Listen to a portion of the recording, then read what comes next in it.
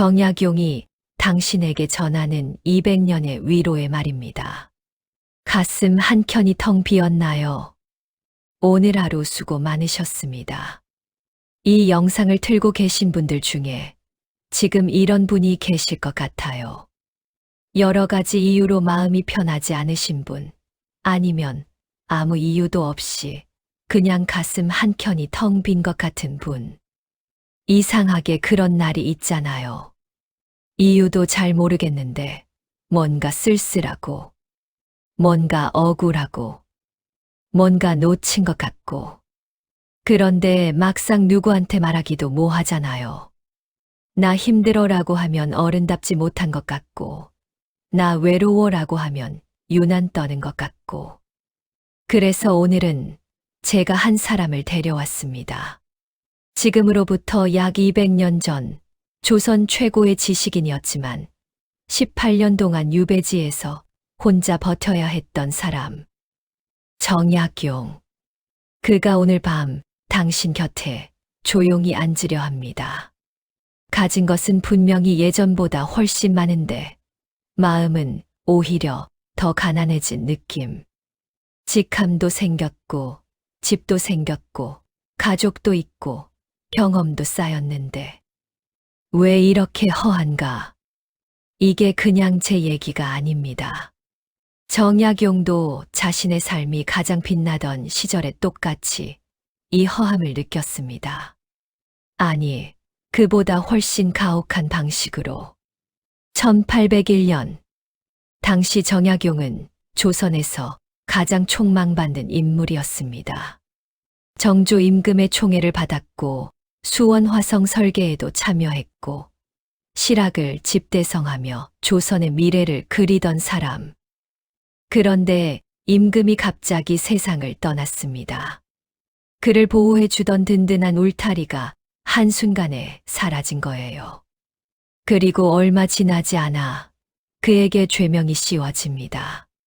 천주교와 연루됐다는 혐의. 그는 아무것도 해명할 수 없었습니다. 판결이 내려졌습니다. 전남 강진으로 유배.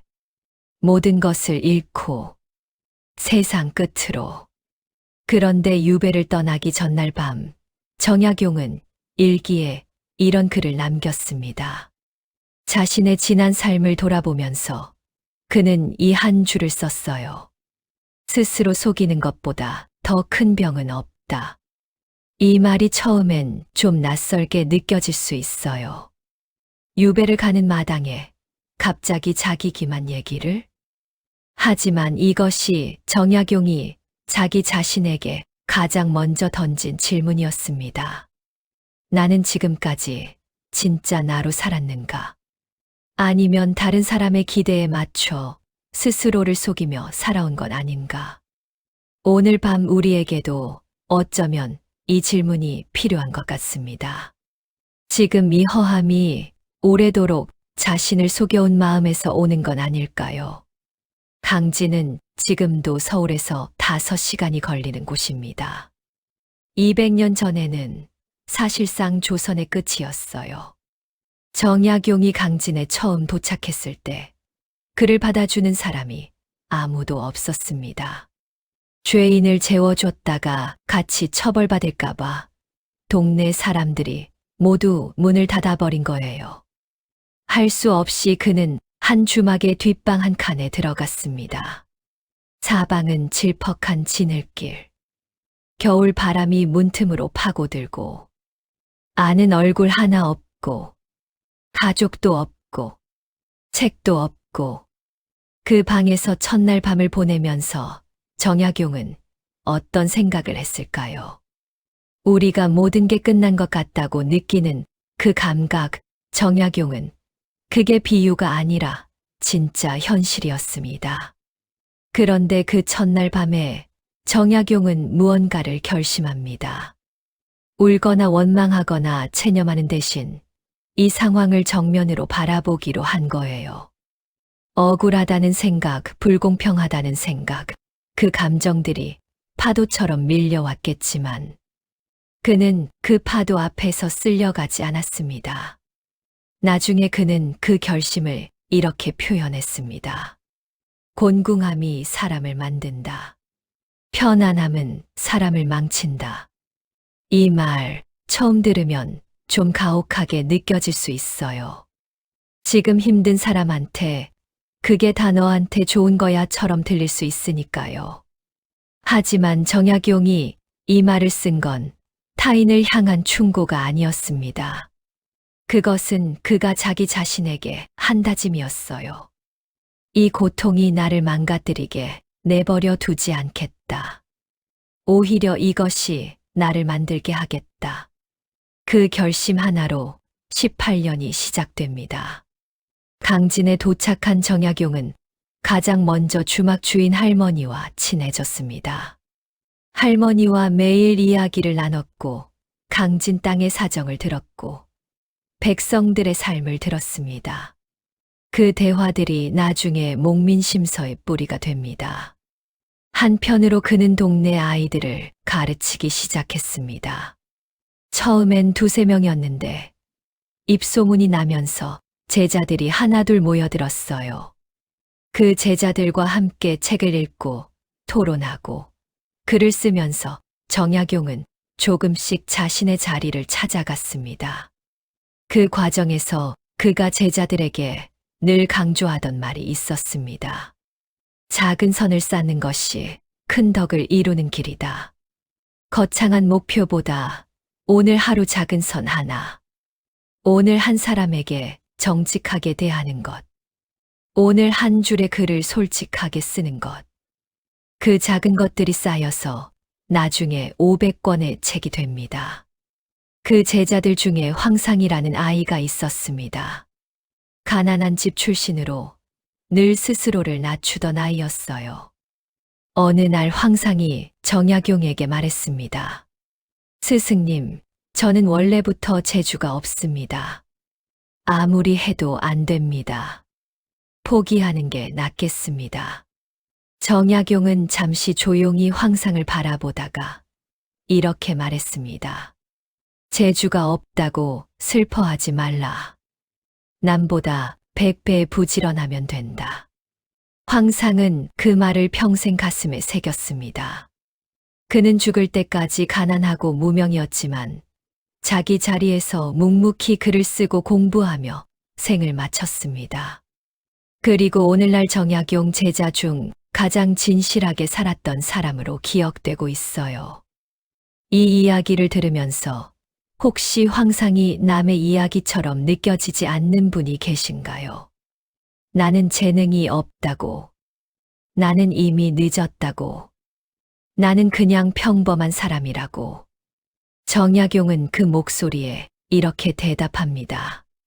100배 부지런하면 된다고. 그게 전부라고. 강진에서 몇 해가 지나 정약용은 다산초당이라는 작은 집으로 거처를 옮겼습니다. 그곳에서 본격적으로 글쓰기에 전념합니다. 그때 그가 스스로에게 다짐처럼 새긴 말이 있어요. 오늘 하루를 헛되이 보내지 말라. 하루하루가 모여 일생이 된다. 그는 매일 새벽에 일어났습니다. 유배지에서 가족도 없고 미래도 보이지 않는 그 삶에서 매일 새벽에 일어나 글을 썼습니다. 그것이 쌓여 조선 최대의 저작들로 남게 됩니다. 오늘 하루를 헛되이 보내지 않는 것. 어떤 거창한 계획도 아닌 딱 그것 하나. 유배 생활이 몇 해를 넘어가던 어느 날 정약용에게 한 가지 기회가 찾아왔습니다. 조정에서 사면의 기미가 보인 겁니다. 누군가 그에게 귓속말을 전했어요. 적당히 반성문을 올리고 원하는 말을 해주면 풀려날 수도 있다고. 정약용은 오래 고민했습니다. 당연히 고민했겠지요. 그도 사람인데. 그런데 결국 그는 그러지 않았습니다. 거짓 반성문을 올리지 않았어요. 왜냐고요? 그 이유를 정약용은 이렇게 설명합니다. 부끄러움을 아는 것이 용기의 시작이다. 거짓으로 자유를 얻는 것, 그것이 더 부끄러운 일이었습니다. 몸은 자유로워지지만 마음이 영영 죄인이 되는 일이었으니까요. 그는 유배지에 남았습니다. 우리도 살면서 비슷한 순간들이 있거든요. 조금만 거짓말하면, 조금만 타협하면, 조금만 자신을 굽히면 편해질 수 있는 순간들. 그때마다 우리는 선택합니다. 편함을 택할 것인가, 아니면 부끄럽지 않음을 택할 것인가. 정약용은 부끄럽지 않음을 선택했습니다. 그리고 그 선택이 결국 그를 만들었습니다. 이쯤에서 한 가지 사실을 꼭 말씀드려야 할 것 같습니다. 정약용이 유배지에서 500권의 책을 썼다고 해서 그 18년이 빛나는 시간이었던 건 아닙니다. 그 시간 동안 그는 너무나 많은 것을 잃었습니다. 형 정약종이 처형됐습니다. 또 다른 형 정약전은 흑산도로 유배 가서 그곳에서 생을 마쳤어요. 어린 자식 둘은 병으로 먼저 세상을 떠났고 아내 홍 씨는 서울에서 혼자 생계를 꾸려야 했습니다. 정약용은 그 소식들을 유배지에서 편지로 받았습니다. 달려가지도 못하고 손 한 번 잡아주지도 못하고 형 정약전이 세상을 떠났다는 소식을 들었을 때 정약용은 한동안 글을 쓰지 못했습니다. 아무것도 손에 잡히지 않았겠지요. 그 슬픔 속에서 그는 이런 글을 남겼습니다. 사랑하는 사람을 잃은 슬픔은 그 사람을 사랑했다는 증거다.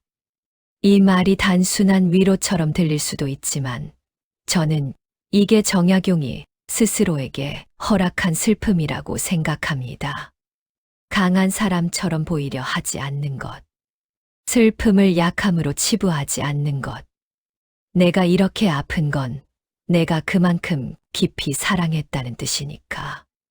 우리도 살면서 이런 상실을 겪습니다.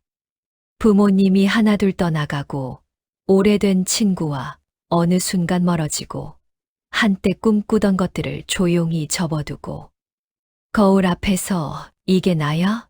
싶은 얼굴을 마주하고 그 상실을 약한 마음으로 치부하지 마세요. 정약용의 말처럼 그 슬픔은 당신이 그것을 얼마나 진심으로 사랑했는지를 보여주는 증거입니다. 그리고 정약용은 또 이런 말을 남겼습니다. 유배지에서 눈물을 참으며 글을 쓰던 날들에 눈물을 삼키며 쓴 글이 가장 진실하다. 그가 쓴 책들 중에서 가장 울림이 큰 것들은 대부분 가장 힘들었던 시기에 쓴 것들입니다. 아픔을 통과한 사람의 말은 다릅니다. 깊이가 다르고 온도가 다르고 무게가 다릅니다. 오늘 밤 잃어버린 것들에 대해 잠깐 슬퍼해도 괜찮습니다. 그 눈물은 당신을 약하게 하는 게 아니라 당신을 깊게 하는 것이니까요. 1818년 가을, 정약용은 마침내 강진 유배에서 풀려납니다.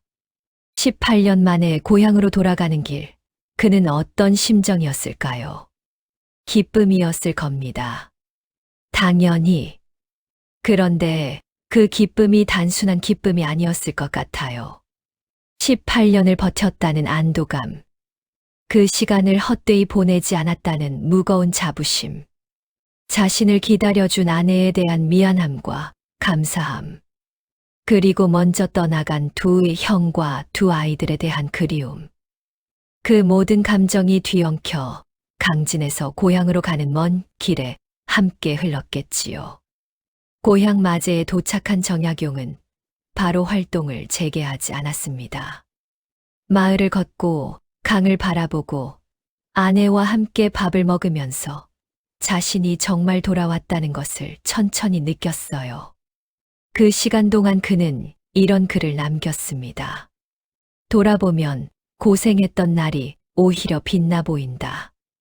이 말이 고생도 다 좋았어라는 억지 긍정은 아닙니다. 그 시간이 힘들었다는 것, 잃은 것이 너무 많았다는 것, 그는 누구보다 잘 알고 있었으니까요. 그럼에도 불구하고 돌아보면 가장 힘들었던 그 날들이 가장 또렷하게 기억되는 겁니다. 왜냐하면 그 시간들이 진짜 자신과 마주한 시간들이었으니까요. 우리도 그럴 겁니다.